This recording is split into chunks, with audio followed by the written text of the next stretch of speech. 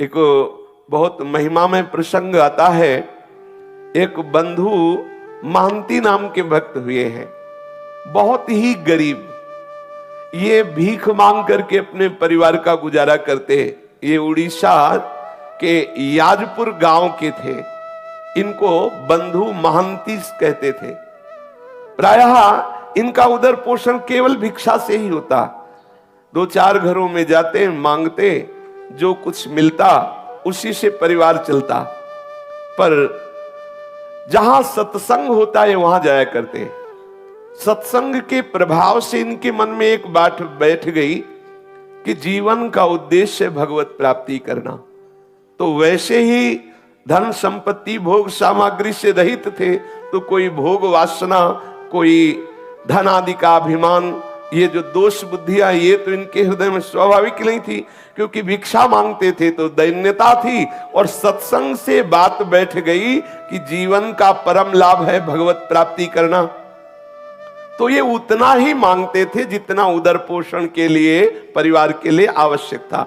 ऐसा नहीं कि भिक्षा मांग रहे तो बहुत सारा मांग लिया और खूब बेच करके उससे भोग सामग्रियां ला रहे, नहीं। जितने से उदर पोषण होता उन 4-6 घरों में मांग लिया, मिला तो मिला, नहीं तो उपवास कर लिए और एकांत में खूब नाम कीर्तन करते। प्रत्येक साधक को अपनी दिनचर्या में ऐसा समय रखना चाहिए, वो 1 घंटा, आधा घंटा, जिसमें नाम कीर्तन हो। अति आवश्यक है। नाम कीर्तन 24 घंटे में अपनी उपासना पद्धति में, दिनचर्या में जरूर रखना चाहिए। अगर 2-4 उपासक साथ हो तो और अच्छा, नहीं है तो अपने को एकांत में बैठकर स्वयं नाम कीर्तन करना चाहिए। कोई संगीत आता है तो ठीक है, नहीं आता तो अपने पास संगीत है, तालियां बजा बजा करके नाम के, बहुत जल्दी प्रभु प्रसन्न होते हैं नाम कीर्तन से, तालियां बजा। ये बहुत सुंदर सिद्धांत है कीर्तन का। कीर्तन से भगवत कृपा बहुत जल्दी हृदय में स्फुरित होती है। जरूर करना चाहिए कीर्तन।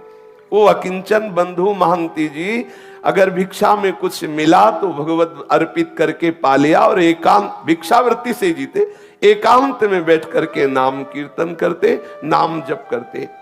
अटल विश्वास होने लगा प्रभु में। नाम कीर्तन के प्रभाव से प्रगाढ़ हृदय में विश्वास प्रकट होने लगा। अब अपनी स्त्री को भी कहा कि देखो, मेरे हृदय में ये बात आती कि तुम यदि हमारी पत्नी हो, अर्धांगिनी हो, तो हमारी वास्तविक अर्धांगिनी बनो। हमारे हृदय में बात बैठ गई है कि भगवत प्राप्ति ही जीवन का परम लाभ है, तो तुम जैसा हम भजन करते हैं वैसा ही करो, तो तुम हमारी सच्ची अर्धांगिनी होगी। वो पतिव्रता थी। पति की आज्ञा के अनुसार उनके साथ कीर्तन में बैठने लगी। वैसे ही नाम और ऐसा ही सबको करना चाहिए।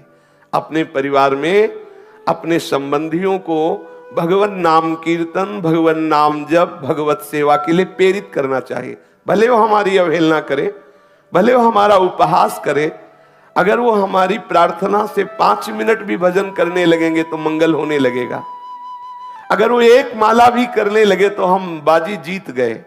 हमारे परिवार के बच्चे, रिश्तेदार, नातेदार, मित्र, माता पिता, जो भी संबंधी है, अपने संबंध भाव से दुलार करते हुए उनसे प्रार्थना करें। 1 माला ही जप लो, थोड़ी देर 5 मिनट ही कीर्तन कर लो, थोड़ी देर बैठ करके भगवत चर्चा सुन लो, जिससे हमारा मनुष्य जन्म लेना सार्थक हो जाए। वही संबंधी है जो अपने संबंधी को भगवत प्राप्ति के मार्ग में लगाए। ये बंधु महंती ने अपनी पत्नी को प्यार से शिक्षा दी, जीवन का परम लाभ है भगवत प्राप्ति, उसको भी भजन में लगा लिया। अब इनके हृदय में दृढ़ विश्वास हो गया कि मुझे भगवान मिलेंगे। ये है कीर्तन और नाम जप और वैराग्य। अब उनके तो वैराग्य स्वाभाविक था, भिक्षावृत्ति से जीते बंधु महंती। अब पत्नी भी नाम कीर्तन और भजन। अब इनके हृदय में दृढ़ लालसा हो गई कि मुझे प्रभु मिलेंगे। ये बहुत बड़ी बात है। हृदय में दृढ़ता जाना, निश्चित अब मैं श्री जी के पास जाऊंगा, निश्चित मुझे श्री जी की सेवा मिले, ये निश्चित हो जाना हृदय में, बिल्कुल कोई संशय नहीं। तो पक्का समझो निश्चित प्रियालाल के समीप जाएगा, क्योंकि उसकी जो निश्चितता, जो विश्वास, जो दृढ़ता ही वो उन्हीं की तरफ से आई, उन्होंने स्वीकार कर लिया है। इनके हृदय में विकलता होने लगी, मुझे प्रभु मिलेंगे। अब वो विचार करने लगे कि मुझे ऐसे भगवत भक्तों का कृपा प्रसाद मिले जो प्रभु के अनुराग में डूबे हुए हैं, कैसे प्राप्त हो, कहां जाऊं। जब भगवत मिलन की लालसा होती है तो भक्त को एक हृदय में पिपासा जागृत होती है। जहां जहां पिय की बात सुने खोजत तिन गैनन, कहां प्रीतम की बात सुनने को मिलेगी। कोई प्रीतम का प्रेमी मिले जो मेरे प्रीतम के रूप को सुनावे, प्रीतम के गुणों को सुनावे, प्रीतम की आसक्ति की बातें सुनावे, मुझे वो प्रीतम का मार्ग बता दे जिससे मेरे प्रीतम मेरे नेत्र गोचर हो जाए। नाम कीर्तन करते हुए, नाम जप करते हुए, वैराग्य पूर्वक रहते हुए सत्संग का सेवन करने से हृदय में दृढ़ता आ गई कि मुझे प्रभु मिलेंगे। फिर कब मिलेंगे, विरह व्याकुलता प्रकट हुई। ऐसा लगने लगा कि अब मैं उनके बिना जी नहीं सकता, एक पल भर के लिए अब चैन नहीं है, बिना ठाकुर के मिले अब हृदय शीतल नहीं हो सकता। अब मुझे प्रभु का साक्षात्कार चाहिए। न माता पिता भाई बंधु कुछ अच्छा नहीं लग रहा, ऐसा लगता है सब त्रास देने वाले हैं। ना घर अच्छा लग रहा है, ना कोई मित्र अच्छा लग रहा है, ना कोई संबंधी अच्छा लग रहा है। जैसे चाक घूमती रहती है ऐसे बस चित्त नंद नंदन के सी चरणों से लेकर मुखारविंद तक, मुखारविंद से लेकर सी चरणों तक चाक की तरह घूम रहा है। बस हृदय में एक ही लालसा होती है, कब वो मिलेंगे, कब मुझे हृदय से लगाएंगे, कब हंस कर कहेंगे तू मेरा है। बस इस विकलता से उस उपासक का हृदय तड़पने लगता है जो नाम जप, नाम कीर्तन, सत्संग और राग रहित होकर के समस्त संबंधों का फल है कि हमें प्रभु भक्ति में सहयोग मिले। यदि हमारी प्रभु भक्ति में सहयोग नहीं मिल रहा तो तजिए ताहि कोटि बैरी समझद्य परम स्नेही, वो कितना भी स्नेही संबंध हो, परम स्नेही संबंध हो, हमें उसे करोड़ों दुश्मनों के समान त्याग देना चाहिए। ये जीवन केवल केवल भगवत प्राप्ति के लिए है। लोग हंसते हैं, श्याम स्नेही आई, अर्थात ये भक्त, देखो ये भगत है, ये भगवान के लोग हंसी उड़ाते हैं, लोग त्रास देते हैं, मैं सब कुछ सहूंगी, लेकिन हे नंद नंदन, हे कृष्ण, हे करुणा सिंधु, आप हमारे सामने आ जाओ, आप मंद मंद मुस्कुराते हुए तू मेरी है ऐसा कहो, मुझे हृदय से लगा लो। ऐसी विकलता प्रकट होने लगती है। वो बंधु महंती के हृदय में ऐसी ही व्याकुलता प्रकट हो गई। अब उसके हृदय में ये दावानल चैन नहीं लेने दे रहा है। जैसे किसी कंगाल के हृदय में बहुत बड़ी संपत्ति की चाह हो जा, उपाय कोई दिखाई न दे, ऐसे ही इसके हृदय में भगवत प्राप्ति की चाह और कोई ऐसा उपाय नहीं मिल रहा कि जिससे मुझे प्रभु मिल जाए। व्याकुलता, कोई ऐसा प्रेमी भागवत मिल जाए, कोई ऐसा राह बता दे, कोई ऐसी बात बता दे जिससे मेरे प्रभु रीझ जाए और मेरे नेत्र गोचर हो जाए। जिसके श्याम धनी है उसके बराबर धनी कौन हो सकता है, क्योंकि प्रतिपल वो श्याम धन का चिंतन करता रहता है। हालत ये है कि शरीर में जो कपड़ा है सैकड़ों गांठ लगी हुई है, फटा हुआ कपड़ा जो गांठों से जुड़ा हुआ है और शरीर दिखाई दे रहा है। ऐसा तो वो वस्त्र धारण किए, क्योंकि भिक्षावृत्ति से जीते हैं। घर में रज के पात्र है, एक टूटी सी झोपड़ी है और पत्नी, और कई कई दिन भिक्षा में अन्न भी नहीं मिलता, भूखे रह कर के समय व्यतीत करना होता है, पर ये बड़े आनंद पूर्वक है। जिससे श्री देवर्षि नारद जी ने कहा कि जरूरी नहीं कि आपके पास धन हो तभी आप दान पुण्य करके भगवत सेवा करके भगवत प्राप्ति कर सकते हैं। देखो हालत है, बिल्कुल धन नहीं है, खाने के लिए भी नहीं है। अब उनके हृदय में ये भी कोई बल नहीं कि कोई उनको सहयोग कर सकता है, कोई उन्हें कर्जा दे सकता है, क्योंकि पता है मूल में कुछ है नहीं। तो जिसको पता होता है कि वो वापस नहीं कर सकता, वो कर्जा भी नहीं देता। उन्होंने अपनी पत्नी से कहा कि भाई मेरा जगत में कोई आत्मीय नहीं है, कोई स्वजन नहीं कि सहयोग करे, कई दिनों से भोजन भी नहीं मिला, पर एक मेरे मित्र है जो बहुत धनी है, अगर तुम साथ दो और अपने मित्र के यहां हम तुम्हें ले चले तो वहां भूखे नहीं रहना पड़ेगा। बहुत धनी है और बहुत कृपालु है और हमारा उनसे परिचय है, वो हमें बहुत प्यार करते हैं, चलोगी हमारे साथ? क्योंकि यहां तो कोई अपना है नहीं, इस याजपुर गांव में कोई मुझे प्यार करने वाला नहीं। मेरा एक मित्र है जो बहुत धनी है, मुझे बहुत प्यार करता है, वहां तुम्हें भूखे नहीं रहना पड़ेगा, कोई परेशानी रहेगी, पर 5 दिन का रास्ता है। हम लोग यदि धैर्य पूर्वक चले तो हमारे मित्र की कृपा प्राप्त होगी, सारी भूख सदा सदा के लिए मिट जाएगी और उसका नाम बहुत मीठा है। यदि हमारा नाम है बंधु महांती तो उसका नाम है दीन बंधु। बहुत कृपालु है, बहुत दयालु है, हमें चलना चाहिए। पत्नी से कहा मुझे इस गांव में नहीं रहना। अब सती स्त्री पति के अधीन चलने वाली, कई दिनों से भोजन नहीं मिला। उसने कहा 5 दिनों का रास्ता है, कैसे चल पाएंगे, क्योंकि पेट में तो भोजन नहीं है, लेकिन आपकी आज्ञा है, हम जरूर चलने का प्रयास करते हैं। जो समस्त दरिद्रता और दुखों का हरण करने वाले हैं, उन प्रभु के दर्शन के लिए बंधु महांती के हृदय में वेदना हुई और वो अपने नगर से चल पड़े। एक छोटी लड़की भी थी, एक बच्चा, दोनों को कांधे पे बैठा ला, पत्नी को साथ लिया और जब बहुत विकलता होती क्षुधा की तो पानी पिला देते या कोमल कोमल पत्ते लाते, अपने बच्चों को पत्नी को देते, इनको खा लो, भगवान कृपा करेंगे, हमारे भी दिन बदलेंगे, धैर्य पूर्वक हमारे मित्र के पास चलो। देखो जो भक्त होते हैं उनको हर परिस्थिति में अपने प्रीतम ही याद आते, जैसे सुदामा जी ने अपनी पत्नी से कहा था, है हमारे एक मित्र द्वारिकाधीश हैं, बहुत बड़े हैं, आप चिंता मत करो। गए तो देवराज इंद्र से भी बढ़कर के संपत्तिवान बना दिया, सुदामापुरी की रचना कर दी। भक्त का जो कुछ भी, जैसी भी परिस्थिति, वो सब प्रभु होते हैं, केवल प्रभु की स्मृति रहती है। आप देखो कई दिनों से भोजन नहीं मिला, 5 दिन की यात्रा है, पत्नी और बच्चे भूख के कारण चल नहीं पा रहे हैं, तो कोमल कोमल पत्ते लाते वृक्षों के और कहते खा लो, पानी देते, इसी से काम चला लो। चलते हैं, हमारे मित्र बहुत हमें प्यार करते हैं, वो दुलार करेंगे।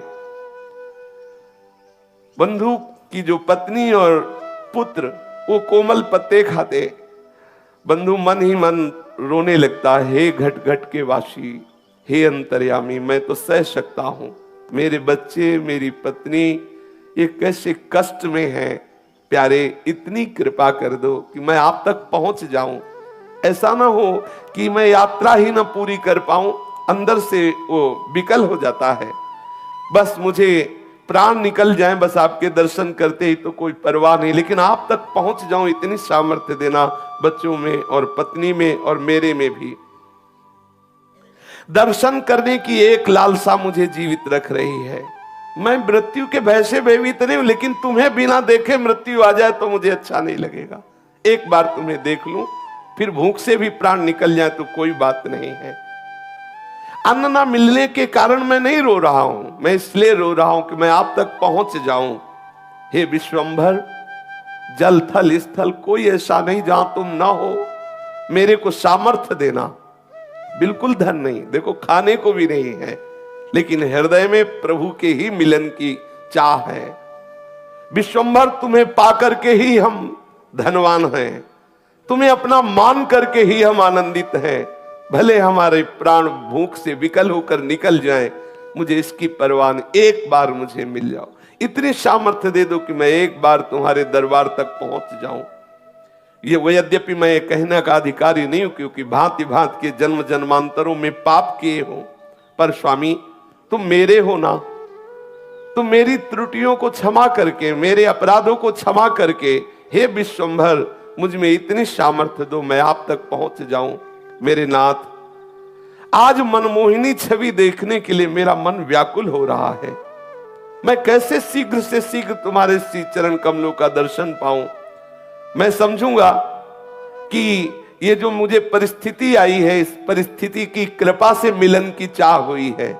मैं इसे ऐसा नहीं मानूंगा कि आपका हो करके ऐसी दशा को प्राप्त हो। मैं समझ रहा हूं ऐसी दशा को प्राप्त हो तभी मैं आपका हुआ हूं, इसलिए यह भी मैं कृपा मानूंगा। हे सुर मुनि वंदित चरणारविंद वाले प्रभु, मुझे एक बार ऐसी सामर्थ्य दो कि मैं आप तक पहुंच जाऊं। वो स्त्री बच्चों को साथ लेकर के, फटे पुराने कपड़े हैं और मिट्टी का पात्र हाथ में है, बच्चों को लिए हुए आगे बढ़ रहा है।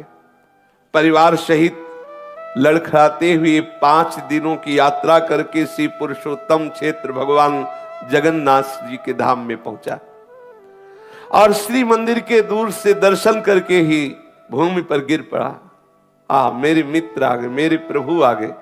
और प्रभु का स्वभाव जो जैसे प्यार करता है उसको वैसा ही अनुभव कराते। दूर से ही जगन्नाथ जी के दर्शन करके साष्टांग लेट गया, वहां भूमि में लौट रहा। ओ कृपालु प्रभु के दर्शन हो गए। अपनी पत्नी से कहा, देखो देखो ये मेरे यार हैं, जिनके लिए मैं कह रहा था ना कि मेरे मित्र, ये हमारे मित्र हैं, ये हमारे प्रीतम हैं, ये हमारे दीन बंधु स्वामी हैं।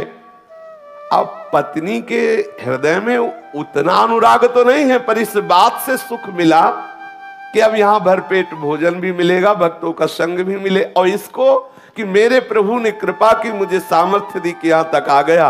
अब मैं अपने यहां प्राण छोड़ूंगा, अब मुझे यहां आनंद मिलेगा, क्योंकि प्रभु के चरणों में प्राण छूटे इससे बढ़कर क्या लाभ।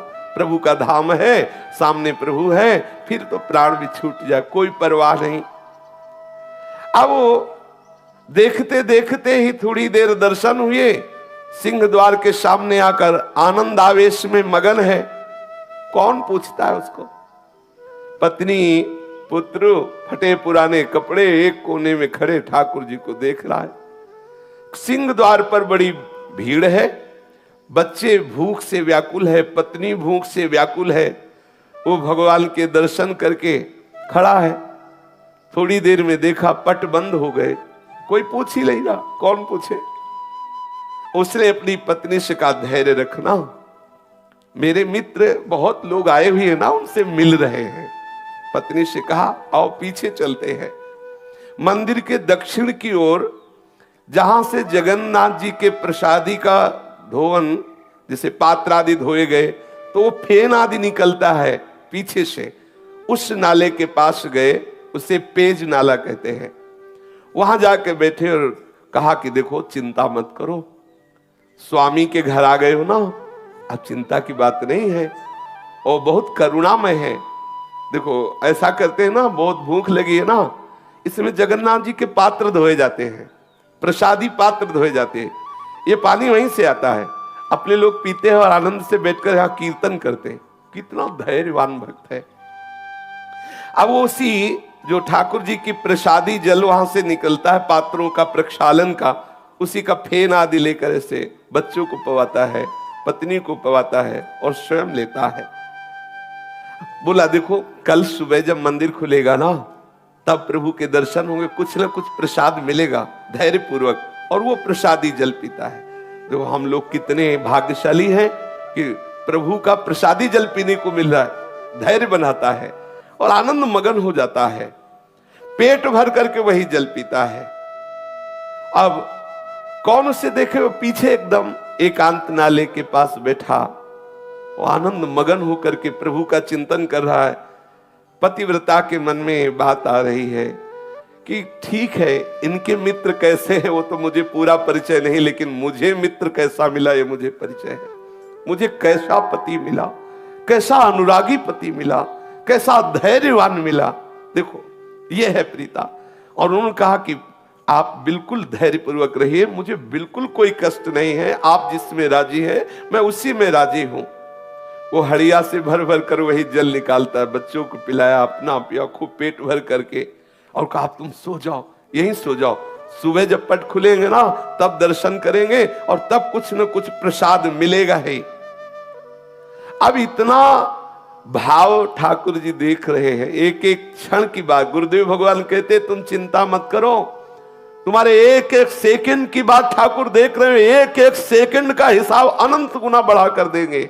तुम धैर्य पूर्वक रहो। ऐसा मत समझो कि तुम विषयों की जलन को सहकर भजन कर रहे हो, तुम ठंडी गर्मी अपमान सब सहकर भजन कर रहे हो, कोई तुम्हें देख नहीं रहा। नहीं, ठाकुर देख रहा है। एक एक सेकंड का हिसाब अनंत गुना बढ़ के देगा। खुद तुम कहोगे निहाल हो गए।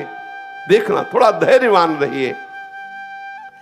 अब वो प्रभु की प्रसन्नता के लिए वहां बैठा हुआ नाम कीर्तन कर रहा है और भाव अंदर अंदर की, हे नाथ, तुम्हारे चरणों को मैं बार बार नमस्कार करता हूं। मैं कितना अधम जीव हूं, लेकिन आपने मुझे धाम बुला लिया, बिल्कुल अपने महल के समीप रखा। तुम चराचर में व्याप्त हो, समस्त जीवों के मनोरथ पूर्ण करने वाले हो। मुझे पता है कि तुम्हारे सिवा कोई करता नहीं है।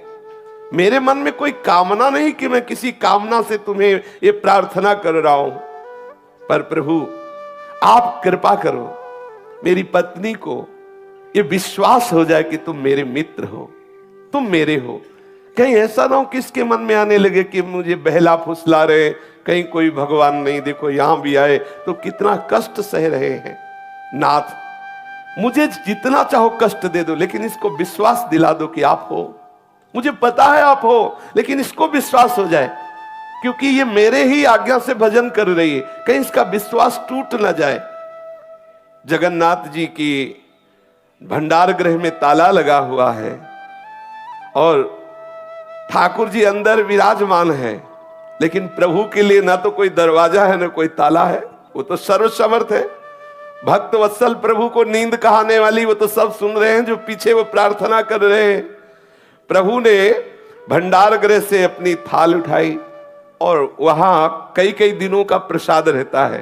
भक्तों के समुदाय आते, सबको प्रसाद मिलता है, तो वहां कई दिनों का सुंदर सुंदर खूब प्रसाद अपनी थाल में, जो ठाकुर जी का भोग लगता है जिस थाल में, उसी में सजाया और सजा करके दरवाजों में सब बंद है, ताला लगा है, लेकिन उनके लिए क्या है, प्रभु बाहर आए एक ब्राह्मण का वेश धारण किए हुए और बोले कि याजपुर गांव से वो बंधु महंती नाम का कोई भगत आया है। आवाज दे रहे पीछे। अब वहां रात्रि का समय कौन है, केवल वही तो पति पत्नी और बच्चे सहित है। वो एकदम हड़बड़ा के आंख खोलता है, सोचा कि मुझे कौन पुकारेगा, ये हो सकता है कि मेरे नाम वाला कोई और हो, बंधु महंती। परंतु फिर पुकारा, बंधु महंती, देखो प्रभु ने तुम्हारे लिए और साक्षात जगन्नाथ प्रभु है, प्रभु ने तुम्हारे लिए प्रसाद भेजा है। स्त्री को जगा के कहा कि ये मुझे ही पुकार रहे हैं क्या? हमें लगता है कि मुझे ही पुकार रहे हैं। फिर ऊंचे स्वर से आवाज आई, बंधु महंती, ये प्रसाद लो। याजपुरिया बंधु जो पेज नाले के समीप विराजमान हैं, वो आए और ये प्रसाद ले ले। अब तो इनको पक्का हो गया कि मुझे ही बुलाया जा रहा है। दौड़ पड़े, दौड़ गए और घबराते जा रहे हैं। जब देखा कि उस ब्राह्मण के हाथ में एक रत्नों से जटित थाल है और विविध प्रकार की ठाकुर जी की सुंदर सुंदर भोग प्रसादी है, और ब्राह्मण ने मुस्कुराते हुए कहा कि प्रभु ने अंदर से भोग की थाल तुम्हें भेजी है, ले लो। वो उसके हाथ कांप रहे हैं, विशाल थाल, इतना सुंदर भोग, हृदय विकल हो रहा। प्रभु, और ये नहीं समझ रहा साक्षात प्रभु ही है, हृदय उसका वो विकल हो रहा। प्रभु मुझे प्यार करते। पत्नी से कहा, देख देख, मैं कह रहा था ना कि मेरे मित्र मुझे बहुत प्यार करते हैं। देखो बहुत भीड़ थी ना, सब लोग चले गए, अब उनको फुर्सत मिली तो देखो भेजा ना, मैं उनकी नजर में हूं ना, देखो। और आनंद मगन हो रहा है, बच्चों को जगाया और ब्राह्मण ने कहा, देखो तुम आराम से प्रसाद पाओ, थाल को यहीं रख देना, थाल हम समय से ले जाएंगे, तुम चिंता मत करो। अब ब्राह्मण वेशधारी भगवान ऐसा कह करके भोग की थाल दी और चले गए। और वो तो जड़ता भाव को प्राप्त हो, काफी देर तो समाधि भाव में डूबा रहा प्रभु की कृपा में। इतने कृपालु प्रभु, पता नहीं कितनी देर तक उसकी आंतरिक ऐसी दशा रही। फिर पत्नी ने उसे बार बार स्वस्थ किया, हिला हिला के उसे बार बार स्पर्श करके जगाया, तो फिर स्वस्थ हुआ। फिर सबने बैठकर भरपेट, आज कई दिनों बाद भोजन मिला, कई दिनों बाद ऐसा प्रसाद, और स्वयं ठाकुर जी लाए तो अमृतमय प्रसाद। अब उसने विचार किया कि इस थाल को कहां पहुंचाऊं, क्योंकि ये प्रभु की थाल है। फटे पुराने चिथड़े में लपेट करके उस थाल को रख लिया कि जब सुबह होगा तब देखूंगा, और अपने सिरहाने रख लिया, खूब आराम से सोया। अब अच्छे ऐसे ऐसे मंगल में स्वप्न आ रहे हैं उसको, ठाकुर जी की ताल, ठाकुर जी का प्रसाद, बड़ा आनंद। वहां कोई तमोगुणी निद्रा थोड़ी उसके हृदय में है। अब भगवान का वो रत्न थाल सिर पर रखे हुए ये तो सो रहा है, और उधर ठाकुर जी के जब सेवा के लिए पट खोले गए और भंडार खोला गया तो देखा गया कि भंडार की सब सामग्री अस्त व्यस्त, ताला खुला हुआ, थाल गायब, काफी प्रसाद इधर उधर। उन्होंने विचार किया कि बहुमूल्य रत्नों का थाल कहां चला गया, और ये सब कौन अंदर भंडारे में घुसा। अब ठाकुर जी जो मनाया जहां से आया ऐसा तो अपने आप दिखाई दे रहा था, और सब इधर उधर फैला भी दिया, ठाकुर जी है। अब आपस में सब सेवक जन इकट्ठे हुए और एक दूसरे से पूछा कि हाँ आप आए थे, आप आए थे। उनका ऐसे क्यों आएंगे, हमारे लोगों की सेवा है तो हम कोई ऐसा थोड़ी कि कुछ चुरा के ले जाएंगे, वो तो अपने लोगों में कोई नहीं, कोई बाहरी ने चुराया। अब वहां सब शोर मच गया, ठाकुर जी के भंडार का ताला टूट गया, कोई चोर थाल चुरा ले गया और प्रसाद भी चुरा ले गया। अब कुछ लोग ढूंढने के लिए निकले तो पेज नाले के समीप देखा तो थाल को कपड़े से फटा कपड़ा था तो दूर से चमक रही थी थाल। अरे लोग आए, बोले देखो देखो ये चोर है। ये माल भी चलाते, पिटाई भी करवाते हैं। बोले देखो ये चोर है, ये स्त्री और बच्चों के सहित पकड़ो पकड़ो। वो तो बढ़िया प्रसाद मिला था, थके थे ही, खूब अच्छे से आनंद से सो रहे थे बच्चे और पत्नी। अब वहां हल्ला मचे तो सब उठे आंख मीचते हुए, कुछ बातचीत नहीं, पिटाई शुरू। कोई थप्पड़ मार रहा है, कोई ऐसे लीला करते हैं, ये गाली दे रहा है, कोई थप्पड़ दे रहा है। अरे चोर कहीं का, जगन्नाथ धाम में आकर के भी तू चोरी करता है, तुझे शर्म नहीं आई। और ऐसे ऐसे स्त्री रोने लगी कि अच्छे तुम्हारे मित्र हैं, हाँ कह रहे थे बड़े कृपालु है, बड़े रात्रि में तो माल चलाते हो, सुबह पिटाई करवाते हैं, कैसे तुम्हारे मित्र हैं। अब वो जैसे ही थप्पड़ पड़ता है, जय जगन्नाथ, जय गोविंद, जय गोविंद। ये ठाकुर जी ये भी देखते हैं ना, माधवदास बाबा की भी पिटाई करवाई, ये ऐसे तैयार रहे ना। अगर फूल माला पढ़ के जय हो तो कभी ऐसा भी अवसर आ सकता है कि पिटाई का भी स्वाद, तो तैयार है ना। ठाकुर जी के पार्षदों को ये दोनों चीजें इसीलिए मिलती हैं कि उन दोनों से परे स्थिति को प्रदान करते हैं। देखते हैं अब क्या है, अब कितनी स्थिति है, कितना धैर्य है, कैसे विचार हैं। ऐसा कभी संयोग मिले तो प्रभु कृपा प्रसाद मानकर सह जाना। आप देखना आपकी हृदय की भूमिका कैसी बढ़ती है, आप कैसी भक्ति की उत्तम भूमिका में पहुंचते हैं। कभी ऐसा मत सोचना कि ठाकुर जी ऐसा क्यों कर रहे, सच्ची मानिए। अब उसको तो जब पीटा जा रहा है तो बड़े आनंद प्रेम सागर में मगन होकर के बोल जय जगन्नाथ, जय गोविंद, जय गोविंद। मानो गीता जी का सूत्र उसके जीवन में प्रकाशित हो रहा है, यस्मिन स्थितो न दुखेन गुरुणापि विचाल्यते। कैसी भी भयंकर दुख की स्थिति हो, भक्त कभी विचलित नहीं होता। कोतवाल ने पूछा कैसे तुम्हें थाल मिली, तो उसने कहा विचार कीजिए, मुझे तो पता भी नहीं कि थाल कहां रहती है, मुझे पता भी नहीं कि भोग कहां रहता है। मैं तो याजपुर गांव का हूं, वहां से यहां दर्शन करने आया था। कोई रात्रि में एक ब्राह्मण आया था, उसने मुझे थाल दिया, प्रसाद दिया। वो पुजारी ब्राह्मणों को दिखाते, इनमें से कोई ना, इनमें से कोई नहीं था वो। और अरे बोले तुम झूठ बोलते हो। तब वहां जो बड़े बड़े अधिकारी जन भी, उनका बात तो उसकी समझो, वो कैसे घुस जाएगा। अगर वो घुसा होता वहां जहां भंडार है तो प्रधान गेट का भी ताला तोड़ा गया होता। प्रधान गेट में तो वैसे ही ताला लगा हुआ है। तो ये थाल और ये प्रसाद, अब जो बाहरी लोग आते हैं, अरे देखो इस नीच को, वैसे ही कैसा दरिद्र है, और जगन्नाथ जी की चोरी की, अरे तो बहुत ऐसे, वो अंदर अंदर प्रसन्न होता कि वारे प्रभु, वारे लीलाधारी, तुम्हारी बड़ी विचित्र लीला है। बंधु ने जब देखा कि बहुत बात बिगड़ रही, पत्नी बहुत क्लेशित हुई, तब कहा देखो प्रभु, मैं वैसे तो अपराधी हूं, वैसे तो मुझे दंड मिलना ही चाहिए, क्योंकि बहुत जन्मों से अपराध किए, पर नाथ आप ये देख लो कि आपकी कृपा पर कहीं मेरी पत्नी को अविश्वास ना हो जाए, ऐसी कोई परिस्थिति न डाल देना जिससे उसको अविश्वास हो जाए। कृपा सिंधु, आपको जो चाहे सो करो, मुझे पता है आपकी हर एक चाल पता है।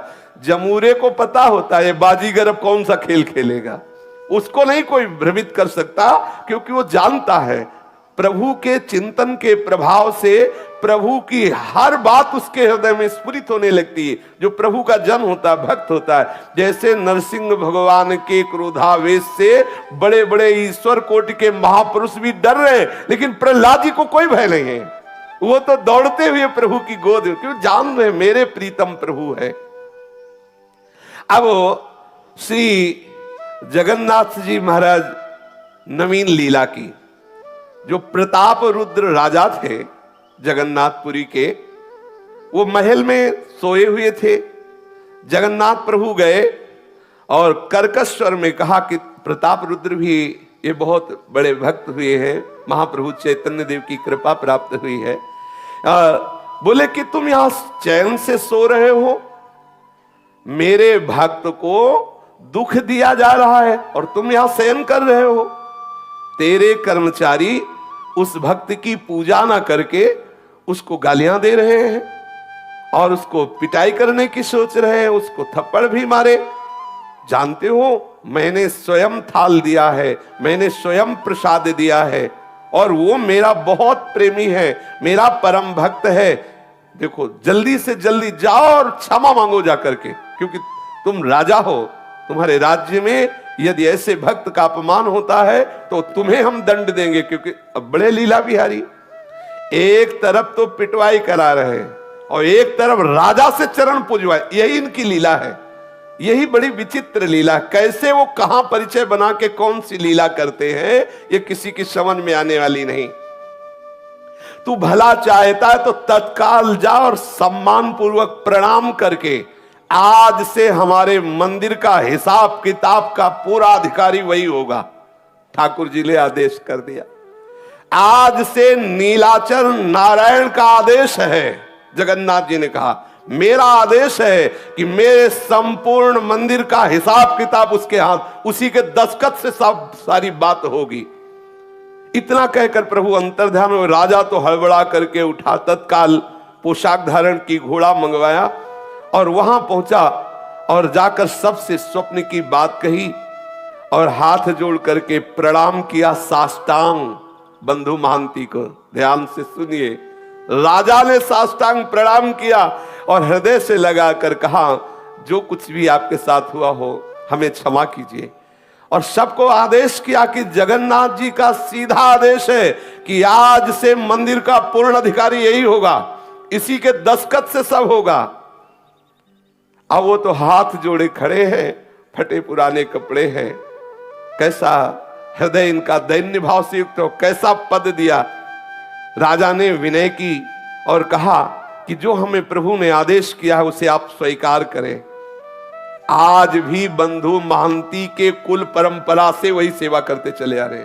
जगन्नाथपुरी का हिसाब किताब उन्हीं के दस्तखत से होता है, उसी बंधु महांती के जो लड़के बच्चे परिवार कुल परंपरा के आज भी वही है।